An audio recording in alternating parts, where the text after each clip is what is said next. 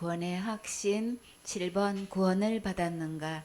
사도행전 17장 1절 말씀. 저희가 암비볼리와 아볼로니아로 다녀가 데살로니가에 이르니 거기 유대인의 회당이 있는지라. 암비볼리는 흐르는 강물에 둘러싸인 성읍이란 뜻이에요. 에게 북쪽 해안에 위치한 마게도냐의 성읍으로 트리몬 강이 이제 성읍을 둘러싸고 있어서 이런 이름을 붙여줬대요. 서울에도 이런 곳이 있는데 어딘지 혹시 아시나요?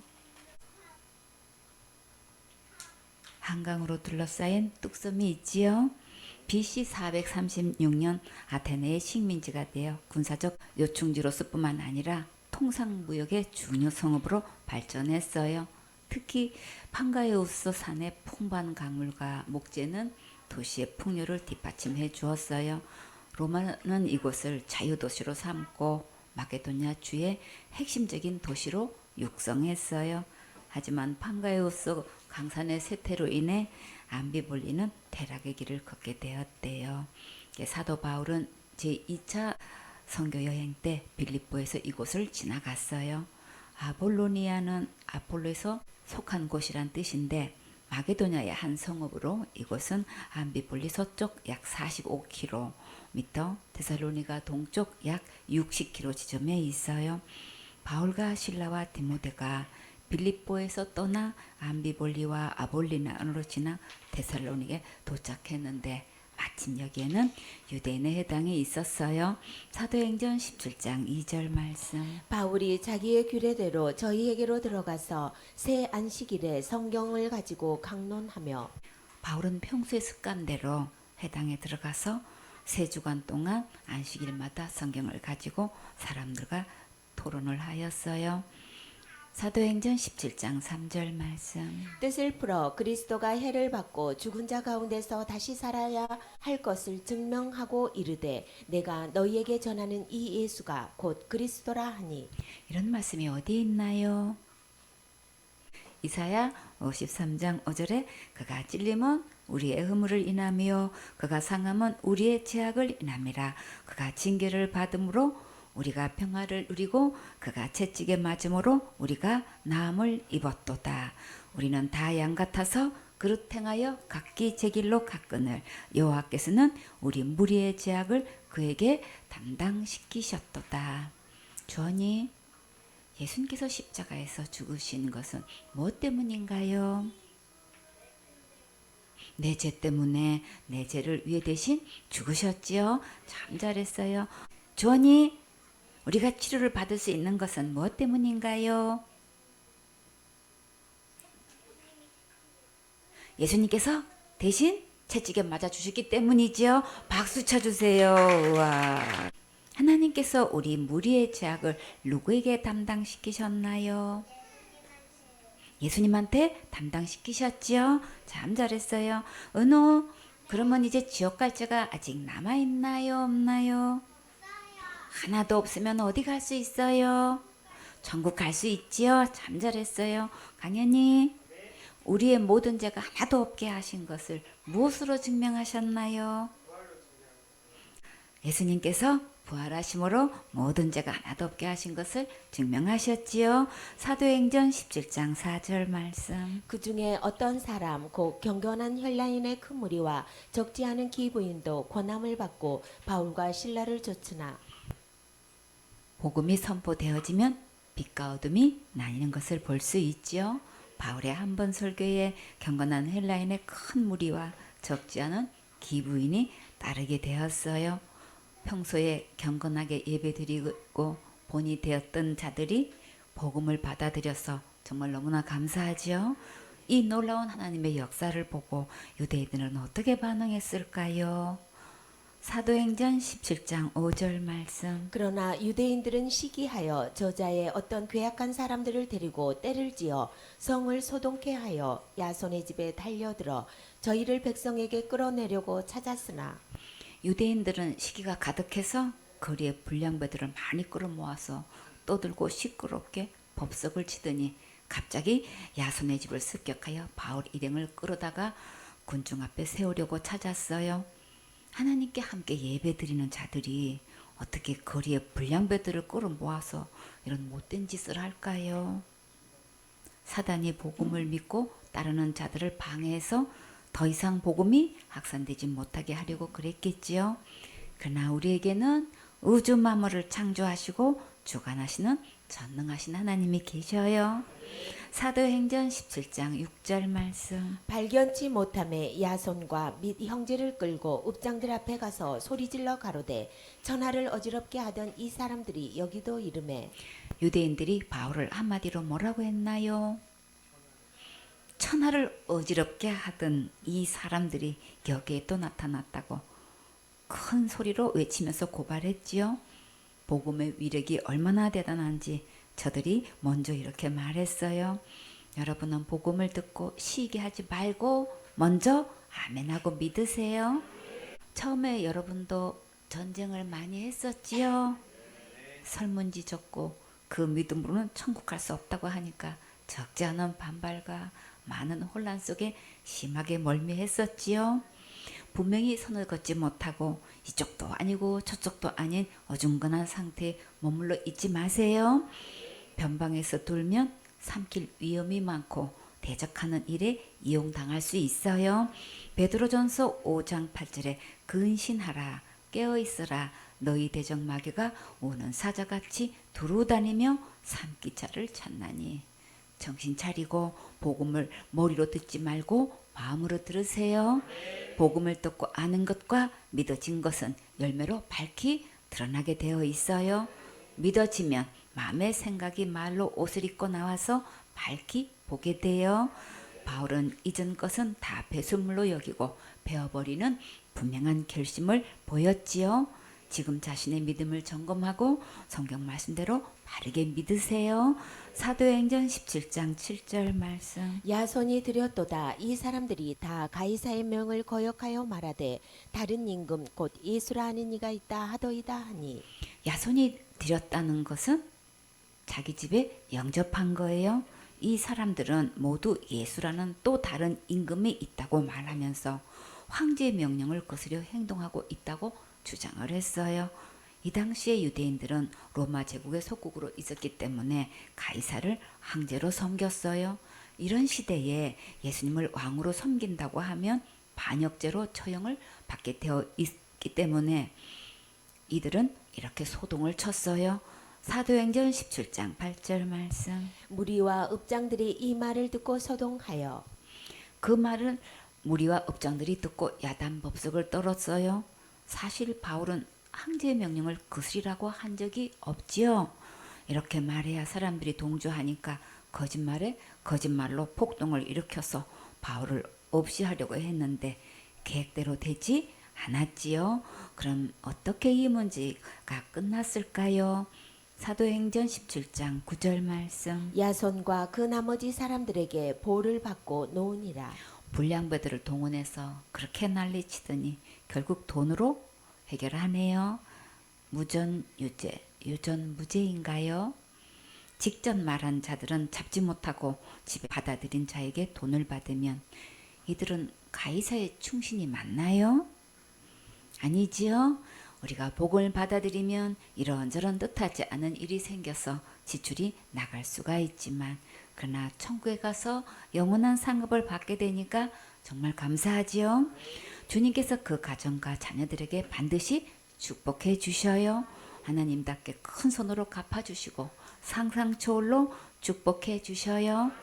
기회 있는 대로 착한 일을 많이 하세요. 마음껏 심고 섬기세요.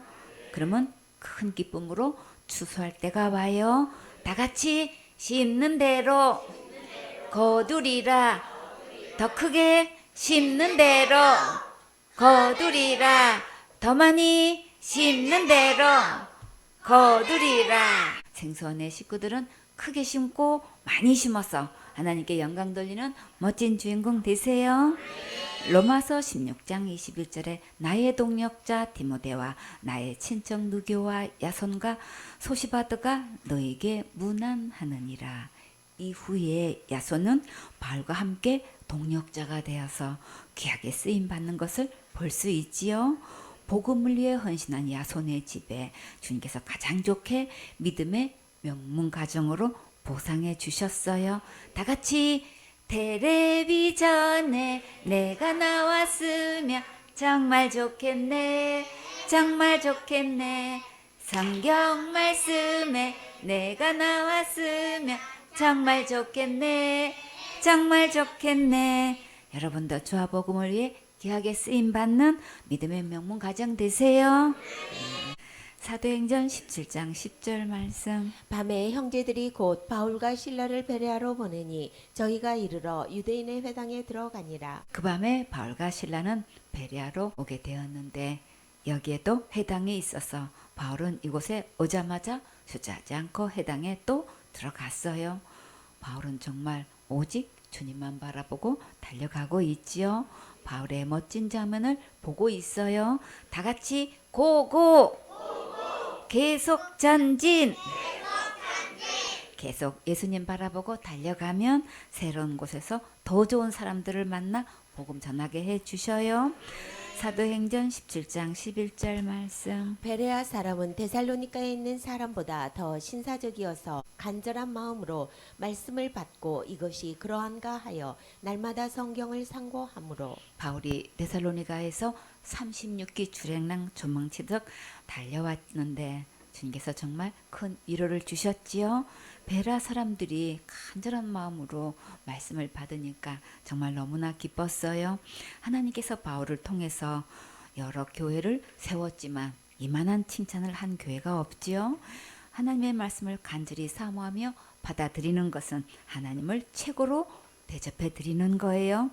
그리고 말씀을 듣고 머리로 아는 것으로 끝나는 것이 아니라 날마다 성경을 꼼꼼하게 따져서 참고하고 검토하고 상고하여 말씀을 마음으로 받고 믿었어요. 주님은 이런 자들을 너무나 사랑하셔요. 신사는 사람 됨됨이나 몸가짐이 점잖고 교양이 있으며 예의 바른 남자를 말해요. 정말 하나님 앞에서 교양 있고 예의 바른 신사는 하나님의 말씀을 간절히 사모하고 마음으로 믿고 순종하는 자가 진짜 신사예요. 생선의 서울교회 식구들은 모두 하나님 앞에서 이런 멋진 신사가 되세요. 많은 사람들은 그 사람의 직분과 출신과 갈록과 유명세를 보고 그 입으로 나오는 말씀이 성경 말씀과 일치한지는 생각지 않고 있어요. 교리적으로 신학적으로 윤리 도덕에 맞으면 다 하나님의 말씀으로 생각하고 그냥 받아들이고 있어요. 예를 들어 볼까요? 계시록 3장 5절에 이기는 자는 이와 같이 흰옷을 입을 것이요 내가 그 이름을 생명책에서 반드시 흐리지 아니하고 그 이름을 내 아버지 앞과 그 천사들 앞에서 시인하리라. 분명히 흐리지 않는다고 분명히 말씀하셨는데 큰 죄 지으면 생명책에서 지어진다고 거짓말하지요. 말씀이 정말 그런지 상고하지 않고 하나같이 다 속고 잘못 듣고 잘못 믿어서 지옥 가고 있지요. 예수님의 구원은 영원한 구원이에요. 한 번 받은 구원은 절대 잃어버리거나 빼앗기지 않아요. 왜 그럴까요? 우리는 예수님의 십자가의 은혜로 구원받았기 때문에 우리의 행위와 상관없이 영원한 구원이에요. 사도행전 1장 7절에 우리가 그리스도 안에서 그의 은혜의 풍성함을 따라 그의 피로 말미암아 구속고 죄사함을 받았으니 예수님은 십자가에서 흘리신 그 피로 우리의 지옥 갈 모든 죄를 다 용서해 주셨는데 이 성경 말씀을 믿지 않고 큰 죄 지으면 지옥 가고 자살죄 지으면 무조건 지옥 간다고 믿고 있지요. 그러나 여러분은 이 성경 말씀이 믿어졌습니까? 구속 곧 죄사함을 받았습니까? 성경 말씀에는 분명히 죄사함 받았다고 기록되어 있지요. 요한복음 3장 16절에 하나님이 세상을 이처럼 사랑하사 독생자를 주셨으니 이는 저를 믿는 자마다 멸망치 않고 영생을 얻게 하려 하심이라. 하나님이 그 아들을 세상에 보내신 것은 세상을 심판하려 하심이 아니요 저로 말미암아 세상을 구원을 받게 하려 하심이라. 예수님께서 누구나 다 천국 갈 수 있도록 이렇게 십자가에서 다 이루셨는데 이 말씀을 믿지 않아요. 교단과 신학을 초월해서 이렇게 믿지 않고 있지만 예수님은 지옥 갈 모든 죄를 다 용서하셨어요. 여러분은 베레아 사람처럼 말씀을 날마다 상고하고 성경 말씀대로 그대로 믿고 누리고 있습니까? 그러면 여러분은 진짜 최고로 멋진 신사이고 진짜 최고로 멋진 숙녀예요. 이제부터 기록된 성경 말씀으로 돌아오세요. 하나님의 말씀을 날마다 듣고 상고하고 말씀 그대로 믿고 누리는 자는 최고로 행복한 주인공이에요. 사도행전 17장 12절 말씀. 그 중에 믿는 사람이 많고 또 헬라의 기부인과 남자가 적지 아니하나 진짜 기부인은 예수님의 십자가의 복음을 받아들이는 자가 진짜 기부인이에요. 여러분은 진짜 기부인이 되셨습니까? 아멘. 여기서 헬라 사람들이 복음을 받아들였다고 했지요. 마게도냐 지방과 아가야 지방에는 헬라인들이 살고 있었어요. 이 시대에도 여자들이 더 많이 믿었나 봐요. 기부인이 앞에 기록되어 있지요. 아내의 믿음이 커야 남편을 영적으로 도울 수 있어요. 아내가 먼저 결단해야 남편이 따라오게 돼요. 두려워하지 말고 오직 주님 바라보고 감동 주시는 대로 즉시 결단하세요. 당장은 무슨 소리를 들을지라도 곧 잘했다고 칭찬받게 돼요. 후일을 웃고 살고 싶으면 지금 부지런히 심으세요. 하나님께 심는 것이 가장 강력한 기도이고 역사가 있었어요. 아내들은 세상에 빠져 있지 말고 정신 바짝 차리고 남편을 영적으로 돕는 천사가 되세요. 지금 열매를 보면 장래가 보여요. 사도행전 17장 13절 말씀. 데살로니가에 있는 유대인들이 바울이 하나님의 말씀을 베레아에서도 전하는 줄을 알고 거기도 가서 무리를 움직여 소동케 하거늘 갈라디아에서도 유대인들이 다른 지방에까지 가서 합세하여 바울을 핍박했는데 여기서도 유대인들이 들고 일어나서 베레아까지 와서 무리를 선동하여 소동을 일으켰어요. 민준이, 유대인들이 바울을 죽이려고 달려드는데 이럴 때 어떻게 하면 좋을까요? 36기 도망가야지요. 이번에도 바울이 어디까지 도망갔을까요? 사도행전 17장 14절 말씀. 형제들이 곧 바울을 내어 보내어 바다까지 가게 하되 실라와 디모데는 아직 거기 유하더라. 바울이 얼마나 급히 도망갔는지 실라와 디모데는 아직 거기 남아 있었어요. 바울은 바다까지 도망갔다고 했지요. 여기에 나오는 바다는 어디일까요? 에게 바다를 말해요. 서아시아와 마게도 사이에 있는 바다예요. 그 옆에는 지중해가 있어요. 여기서 실라와 디모데의 서열이 보이지요. 실라가 앞에 있어요. 사도행전 17장 15절 말씀. 바울을 인도하는 사람들이 데리고 아덴까지 이르러 바울에게서 실라와 디모데를 자기에게로 속히 오게 하라는 명을 받고 떠나니라. 아덴은 그리스 아테네를 말해요. 아덴은 그리스도의 수도이고 전 남부 아가의 수도이며 전 헬라 제국의 수도이기도 해요. 로마 제국 시대 고유 특성 3대 도시로 이제 나누면 군권 도시, 문명 사상 도시, 종교 도시가 있었어요. 군권 도시는 로마를 말하고 문화 예술, 문명 사상, 학문의 도시는 아덴을 말했어요. 그럼 종교 도시는 어디일까요? 예루살렘이에요. 바울을 인도해 주는 사람들과 함께 아덴까지 왔는데 베레아에서 아덴까지 상당히 먼 거리가 된대요. 320km예요. 서울에서 부산까지는 몇 킬로나 되나요? 약 400km 되지요. 형제들에게 베레아로 돌아가면 실라와 디모데를 바울에게로 속히 오도록 부탁을 했나요? 명령을 했나요? 바울이 명령했다는 것은 바울의 위치가 어떠한 것을 보여주고 있어요. 함께한 일행들이 바울에게 영적 지도자로 각듯이 예를 다하는 것을 볼 수 있지요. 바울은 유대인들에게 급하게 도망하는 중에도 조금도 흐트러지지 않고 자신의 위치를 지키고 있지요. 입장 정리가 바로 되어 있을 때 하나님의 말씀이 바르게 전해줄 수 있고 함께 사역할 수 있어요. 하나님은 질서의 하나님이세요. 사역자는 먼저 오라가라에 즉시 순종할 수 있을 때 하나님의 일을 계속 같이 할 수 있어요. 바울은 아덴에 혼자 남아서 무엇을 하고 있을까요? 사도행전 17장 16절 말씀. 바울이 아덴에서 저희를 기다리다가 온 성에 우상이 가득한 것을 보고 마음에 분하여 바울은 신라와 디모데를 기다리면서 문화의 도시, 사상의 도시, 교육의 도시로 손꼽히는 아덴의 온 성을 둘러보았어요. 아덴의 우상이 가득한 것을 보고 바울이 마음이 분이 가득하여 견딜 수가 없었어요. 바울과 같은 이 의분이 있어야 계속 복음 전할 수 있어요. 여러분도 우상에게 속고 있는 저 영혼들을 볼 때에 분통이 터지시나요? 교회 열심히 다니면서 충성봉사 헌신 많이 한 자들이 다른 복음을 듣고 속아서 지옥 가는 것을 보면 정말 너무나 마음이 아프고 안타깝지요. 그래서 바울은 어떻게 했을까요? 사도행전 17장 17절 말씀. 회당에서는 유대인과 경건한 사람들과 또 저자에서는 날마다 만나는 사람들과 변론하니 바울은 회당과 거리에서 만나는 사람들에게 계속 예수님의 십자가의 복음을 전했는데 아덴에서 그 시대에 많은 영향력을 가진 아주 유명한 철학자들을 만나게 되었어요.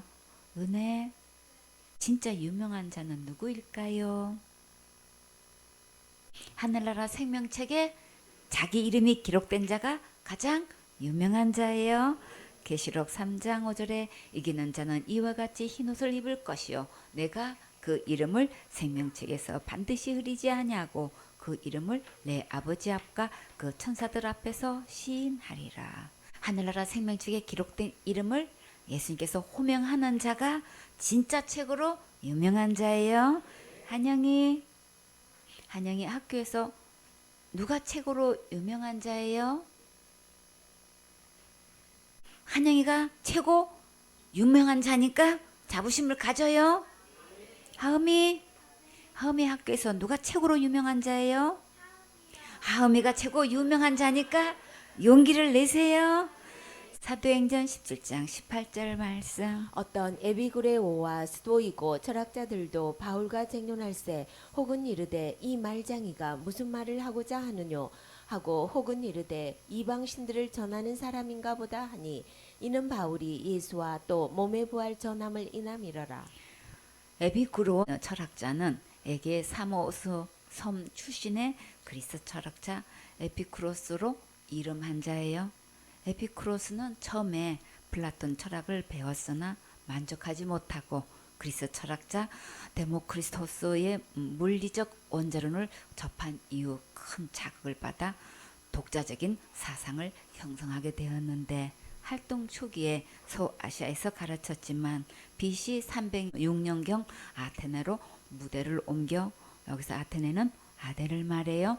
한 동산에서 학교를 개설하고 많은 제자들을 교육시켰다고 해요. 에피쿠로스가 지향하는 것은 대화와 사색을 통해 행복을 구하는 것이었는데 따라서 윤리학이 그 철학의 중심을 이뤘고 논리학과 자연학이 뒷받침하였어요.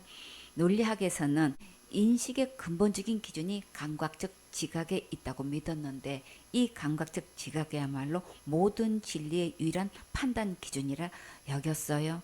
또 우주의 기원이 원자라고 여기는 물리적 원자론에 기초한 자연학을 통해서는 미신적인 신 개념이나 죽음의 공포에서 벗어날 수 있다고 생각했는데 이렇게 하여 얻어진 현실적인 마음의 평안과 분별력이 바로 에피쿠로스가 추구하는 행복 곧 쾌락의 내용이에요.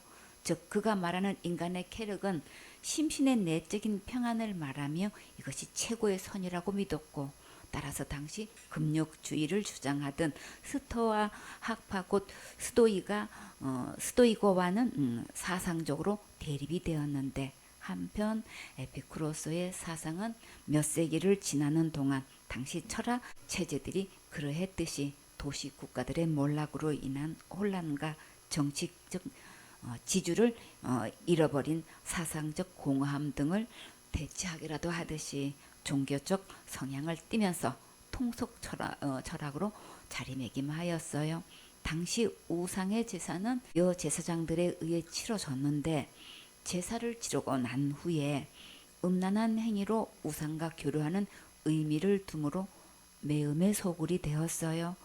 우상과 신전으로 인한 부도덕한 쾌락주의에 도취한 사람들로 가득해서 아덴의 예술은 음탕의 도구가 되었고 문학이나 음악이나 모두 향락적인 면에 근거를 두었고 부도덕을 죄의식 없이 당연시하는 사회 흐름이 되어버렸어요.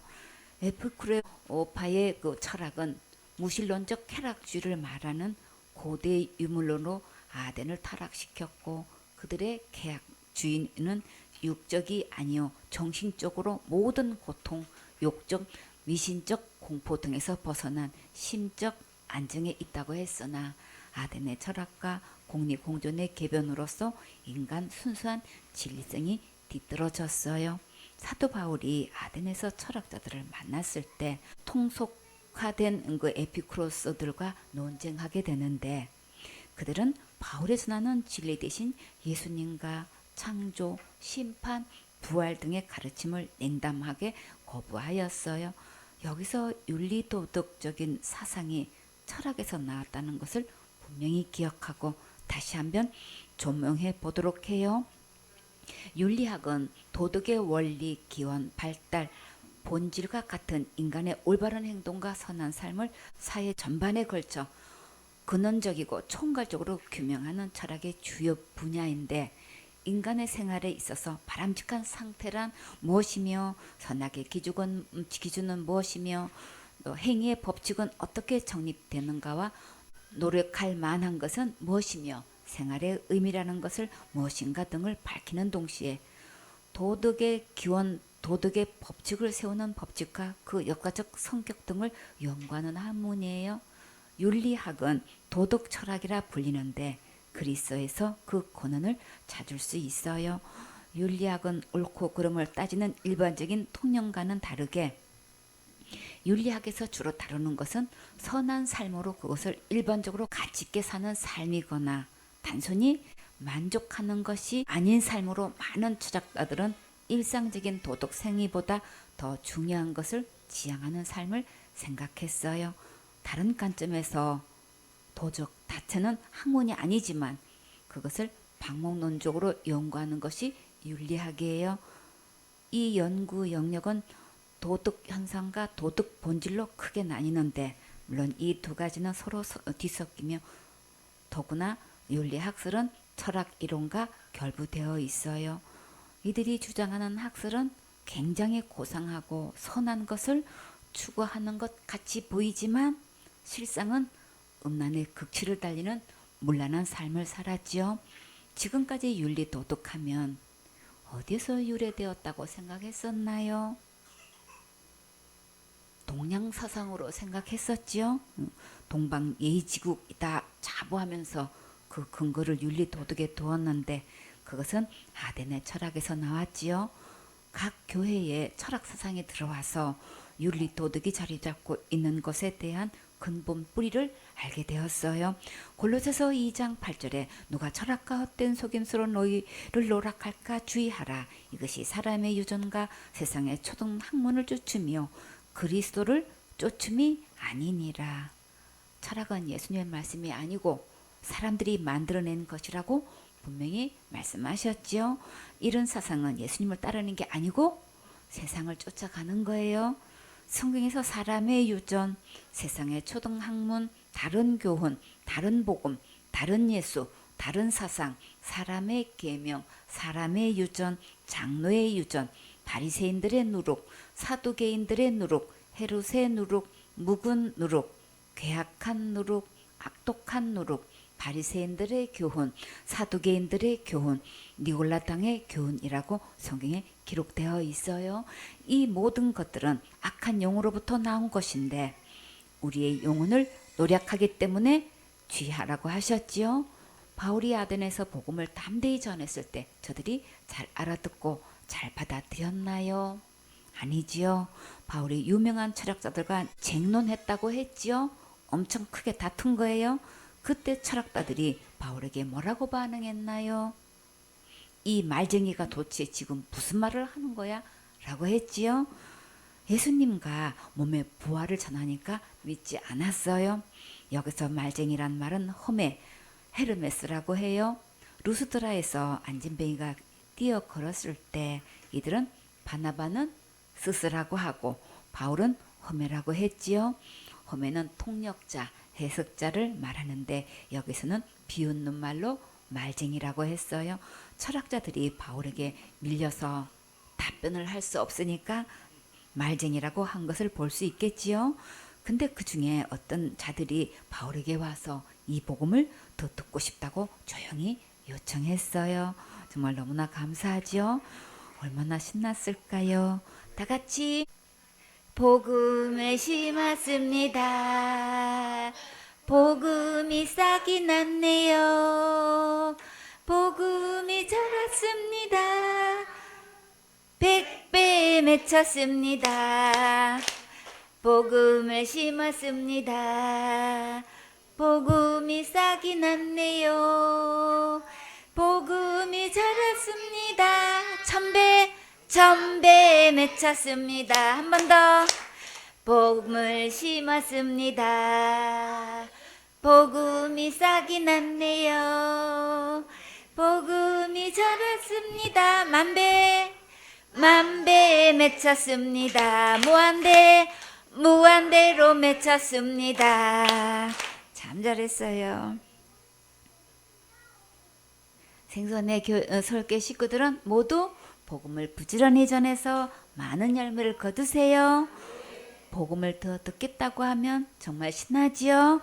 사도행전 17장 19절 말씀. 붙들어 가지고 아레오박으로 가며 말하기를 우리가 너의 말하는 이 새 교가 무엇인지 알 수 있겠느냐. 우리가 너의 말하는 이 소교가 무엇인지 알 수 있겠느냐. 알 수 있지요. 바울은 아레오박으로 데리고 가서 새 교회에 대해 말해 보라고 했어요. 아레오바고는 아레스 언덕이란 뜻이에요. 아덴의 유명한 아크로폴리스 북서쪽에 있는 높이 115m의 석회암 언덕인데 헬라의 개혁자 솔론이 세운 대법원이었어요. 그 후 아레스가 재판받는 곳을 아레스의 언덕, 곧 그리스의 아레고바라고 불리게 되었는데 그 후에 아레오바고 언덕은 재판 장소에서 아테네시 시의회 의원 모임 장소로 변경되었는데 재판이 진행된 언덕 정상에서 두 개의 돌단이 있는데 그 하나는 악행의 돌, 다른 하나는 비정의 돌이라고 붙여진 원과 비교석이 있대요. 아레오바고 회의는 아덴에서 가장 역사 깊고 또 최고의 권위를 인정받은 회의로서 초기에는 소송을 다루는 법원 역할을 했었는데 로마 시대에 이르러 아덴의 풍속과 도덕과 교육을 관장하는 또 새로운 종교나 철학이 유입되는 것을 통제하는 일종의 감독 기관 역할까지 하게 되었고 새로운 사상을 유포하는 자를 소환해 신분을 조사했다고 해요. 중국, 이란에서도 복음을 전하면 소환해서 단속하지요. 사도 바울은 이곳에서 진리의 복음을 담대하게 전할 때 이때 대부분 청중들은 그 말을 거부했지만 소수의 사람들이 복음을 받아들이게 되어 정말 다행이지요. 사도행전 17장 20절 말씀. 내가 무슨 이상한 것을 우리 귀에 들려주니 그 무슨 뜻인지 알고자 하노라 하니. 당신이 이상하고 생소한 것을 소개하고 있는데 그 놀라운 이야기를 어디 한번 자세히 들어봅시다. 이렇게 구체적으로 듣고자 하는 좋은 마음 바탕에 참된 복음을 들려줄 수 있으니 정말 감사하지요. 사도행전 17장 21절 말씀. 모든 아덴 사람과 거기서 나그네 된 외국인들이 가장 새로 되는 것을 말하고 듣는 이 외에 달리는 시간을 쓰지 않음이더라. 아덴 사람들과 외국인들은 새로운 것에 집요한 관심을 가지고 세월을 보내고 있었는데 그러나 지금까지 들어본 것으로는 목마른 것을 여전히 채울 수 없는 것을 알 수 있겠지요. 철학이라는 게 결국 자신의 영혼을 채워줄 수 없다는 것을 자신들의 모습을 통해 증명하고 있어요. 왜 그럴까요? 그것은 사람에게서 나온 사상이기 때문에 채워줄 수가 없는 거예요. 그러면 오직 우리의 영혼을 채울 수 있는 것은 어디에 있을까요? 이사야 55장 1절에 너희 목마른 자들아 물러나 오라. 돈 없는 자도 오라. 너희는 와서 사 먹되 돈 없이 값 없이 와서 포도주와 젖을 사라. 한수, 물은 누구신가요? 생수 대신 예수님이시죠. 참 잘했어요. 우리의 목마른 갈증을 채워줄 수 있는 분은 오직 예수님 뿐이세요. 왜 그럴까요? 우리는 하나님의 모양과 하나님의 형상으로 지으셨기 때문에 오직 하나님만이 우리를 만족시켜 줄 수 있어요. 계시록 21장 6절에 또 내게 말씀하시되 이루었도다. 나는 알파와 오메가요 처음과 나중이라. 내가 생명수 생물로 목마른 자에게 값없이 주리니. 예수님께로 오면 생명수 생물을 누구나 그냥 마실 수 있어요. 왜 그냥 마시게 하실까요? 예수님의 생명값은 너무나 귀해서 값으로 살 수 없기 때문에 은혜로 마시게 하는 거예요. 계시록 22장 17절에 성령과 신부가 말씀하시기를 오라 하시는 도다.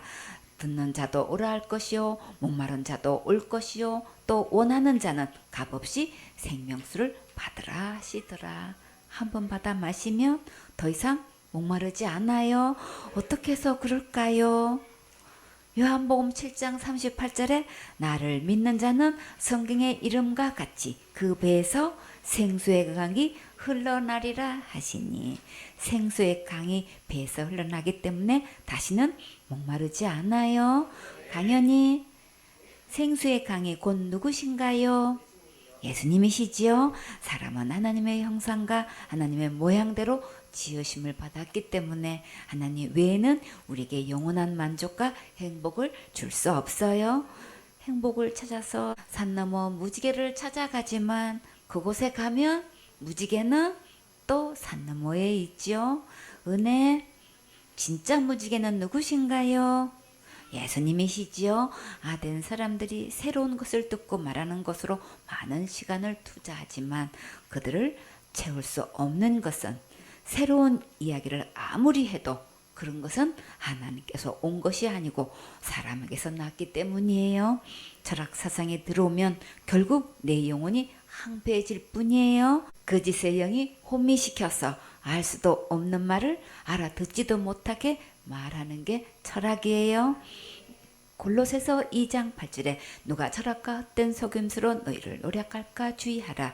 이것이 사람의 유전과 세상의 초등 학문을 주춤이요 그리스도를 주춤이 아니니라.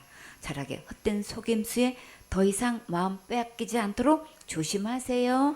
이것은 사람에게서 나온 것이지 절대 예수님에게서 나온 것이 아니에요. 사도행전 17장 22절 말씀. 바울이 아레오바고 가운데 서서 말하되 아덴 사람들아 너희를 보니 범사에 종교성이 많도다. 바울이 아레오바고 법정 가운데 서서 복음을 전하기 시작했어요. 바울은 듣고자 하는 자들의 마음을 열기 위해 말을 다듬어서 전하는 것을 볼 수 있지요.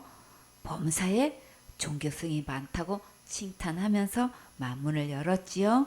사실 바울이 처음에는 아덴에 왔을 때 어떻게 느꼈나요? 사도행전 17장 16절에 바울이 아덴에서 저희를 기다리다가 온 성에 우상이 가득한 것을 보고 마음에 분하여 해당에서는 유대인과 경건한 사람들과 또 저자들에게는 날마다 만나는 사람들과 변론하니 저들이 우상을 섬기는 것을 보고 분노가 치밀었지만 복음을 듣고자 하는 자들 앞에서는 감정도 조절하고 말도 순화시켜서 너희를 보니 범사에 종교성이 많다고 했지요. 식자층에 있는 자들 앞에서 복음을 전할 때 격식을 갖춘 순화된 용어를 사용하는 것이 지혜롭겠지요. 바울은 고위 간직이 있는 자들 앞에서도 담대히 복음 전하는 모습을 볼 수 있어요. 정말 멋지지요. 주님께서 언제 어디서나 누구 앞에서라도 즉시 복음을 전하라고 인도하실 때 순종할 수 있는 준비가 항상 되어 있어야겠지요. 다 같이 준비됐나요? 준비됐어요. 준비되려면 사모하고 계속 들으세요. 보고 듣는 게 재산이고 언젠가는 생각나게 하시고 다 사용하셔요. 사도 바울은 예루살렘에서 최고의 음악파 가말리 문화에서 톱을 달렸던 실력이 있지요. 지금 고대사에 나오는 유명한 철학자들 앞에서 예수님의 십자가의 복음을 담대하게 전하고 있어요.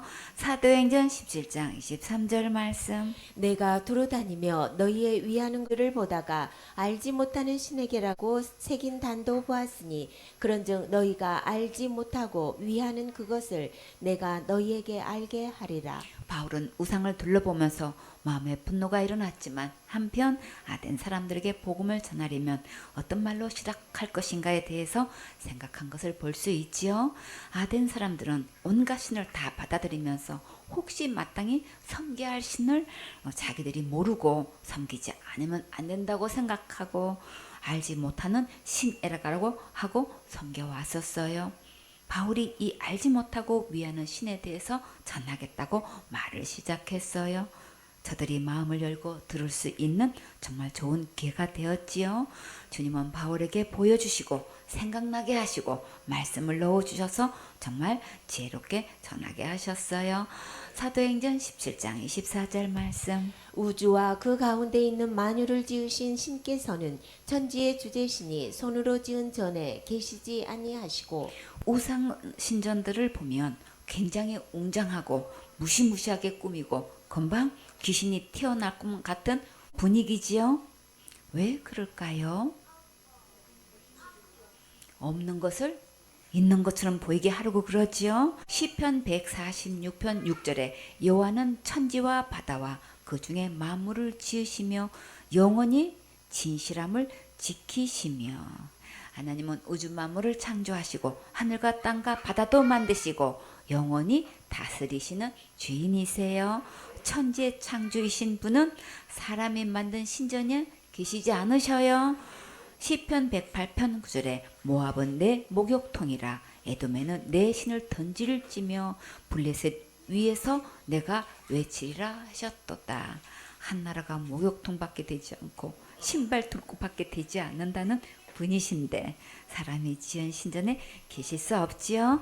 사도행전 17장 25절 말씀. 또 무엇이 부족한 것처럼 사람의 손으로 섬김을 받으시는 것이 아니니 이는 만민에게 생명과 호흡과 만물을 친히 주시는 자이심이라. 또한 사람의 손으로 만드신 것으로는 하나님이 원하시는 바를 채워드릴 수조차 없어요.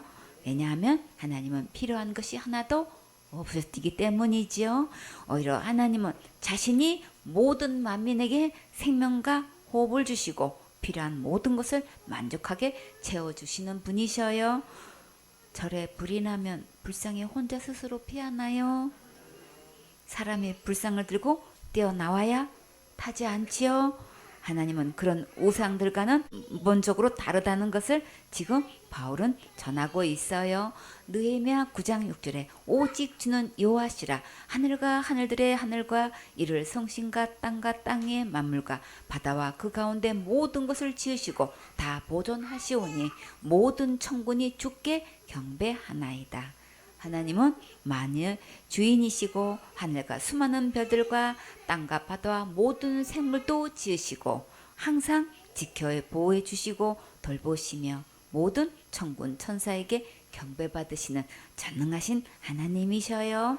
사도행전 17장 26절 말씀. 인류의 모든 족속을 한 혈통으로 만드사 온 땅에 거하게 하시고 저희의 연대를 정하시며 거주의 경계를 하나셨으니. 하나님은 아담의 혈통을 통해 인류의 모든 족속을 만드시고 온 땅에 살게 하셨고 저들의 살 시기와 거주할 지역의 경계를 정해 놓으셨어요. 사도행전 17장 27절 말씀. 이는 사람으로 하나님을 혹 더듬어 찾아 발견케 하려 하심이로되 그는 우리 각 사람에게서 멀리 떠나 계시지 아니하도다. 이렇게 하신 것은 사람으로 하여금 하나님을 찾게 하시려는 것이고 하나님은 우리 각 사람에게서 멀리 떨어져 계시지 않고 하나님을 찾기만 하면 만날 수 있게 하셨어요. 잠언 8장 17절에 나를 사랑하는 자들이 나의 사랑을 입으며 나를 간절히 찾는 자가 나를 만날 것이니라. 주님을 사랑하고 간절히 찾으면 만나 주신다고 정말 약속하셨지요. 여러분도 이 시간에 예배 성공해서 예수님을 만나는 행복한 주인공 되세요. 사도행전 17장 28절 말씀. 우리가 그를 힘입어 살며 기동하며 있느니라. 너희 시인 중에도 어떤 사람들의 말과 같이 우리가 그의 소생이라 하니. 여러분의 시인 가운데 어떤 사람들의 말과 같이 우리도 하나님의 자녀라고 한 것 같이 하나님께서 우리에게 햇빛도 주시고 맑은 공기도 주시고 비도 주시고 양식도 주셔서 살게 하셨지요. 그러니까 우리는 무엇을 먹을까, 무엇을 마실까, 무엇을 입을까 염려하지 말고 오직 먼저 하나님의 나라와 의를 위해 살라고 하셨지요. 하나님께 예배 성공하고 교회 필요를 위해 먼저 드리라고 하셨어요. 왜 그렇게 하셨을까요? 우리가 애쓰고 힘써서 하는 것보다 하나님의 약속을 믿고 순종하는 자들에게는 더해 주시는 축복을 주시려고 그렇게 하신 거예요. 이 주님의 사랑이 믿어진 자는 순종하게 되고 특별한 주님의 축복을 받아 누리게 해 주셨어요. 사도행전 17장 29절 말씀. 이와 같이 신의 소생이 되었은즉 신을 금이나 은이나 돌에다 사람의 기술과 고안으로 새긴 것들과 같이 여길 것이 아니니라. 그러므로 하나님의 자녀인 우리는 신을 사람의 기술과 고안으로 금이나 은이나 돌에다가 새겨서 만든 것과 같다고 생각해서는 절대 안 되겠지요. 사도행전 17장 30절 말씀. 알지 못하던 시대에는 하나님이 허물지 아니하셨거니와 이제는 어디든지 사람을 다 명하사 회개하라 하셨으니. 하나님께서는 알지 못했던 무지했던 시대에는 눈 감아 주셨지만 이제는 어디서나 모든 사람에게 회개하라고 명령하셨어요. 그래서 우리는 이제 핑계할 수 없지요. 사도행전 17장 31절 말씀. 이는 정하신 사람으로 하여금 천하를 공의로 심판할 날을 작정하시고 이에 저를 죽은 자 가운데서 다시 살리신 것으로 모든 사람에게 믿을 만한 증거를 주셨음이니라 하니라. 하나님께서 세상을 공의로 심판하실 날을 정해 놓으시고 예수님을 죽은 자들 가운데서 살리셔서 모든 사람에게 믿을 만한 확실한 증거를 주셨어요. 사도행전 17장 32절 말씀. 저희가 죽은 자의 부활을 듣고 혹은 기롱도 하고 혹은 이 일에 대하여 내 말을 다시 듣겠다 하니. 저희가 죽은 자와 자의 부활에 대해서 들을 때에 들으는 비웃었지만 그러나 어떤 사람들은 이 일에 관해서 당신의 말을 다시 듣고 싶다고 했어요. 사도행전 17장 33절 말씀. 이에 바울이 저희 가운데서 떠나매 기롱하는 자들과 믿고자 하는 자들이 있을 때는 빨리 따로 분리해야겠지요. 왜 그럴까요? 더 붙들고 말해도 듣지 않기 때문이에요. 사도행전 17장 34절 말씀. 몇 사람이 그를 친하여 믿으니 그중 아레오바고 가논 디오누시오와 다마라 하는 여자와 또 다른 사람들도 있었더라. 참 감사하게도 복음을 듣고 믿는 자들이 있어서 정말 감사하지요. 복음을 받아들인 사람 중에 디오누시오는 아레오바고의 가난이고 아레오바고 의회의 의원이고 아레오바고 법정의 판사였어요. 또 그 중에 다말이라는 부인도 있었고 그 밖에 다른 사람들도 있었지요. 시편 126편 5절에 눈물을 흘리며 씨를 뿌리는 자는 기쁨으로 거두리로다. 눈물로 씨를 뿌리는 날이 있으면 기쁨으로 단을 거두는 날도 있어요. 비록 베레아에서 도망와서 아덴까지 왔지만 주님께서 이렇게 복음을 잘 받아들이는 영혼을 예비해 주셔서 정말 감사하지요. 그래서 우리는 예수님이 오시는 날까지 계속 복음 전해야겠지요. 다 같이 고고! 계속 전진! 오직 예수님만 바라보고 계속 복음 전하세요.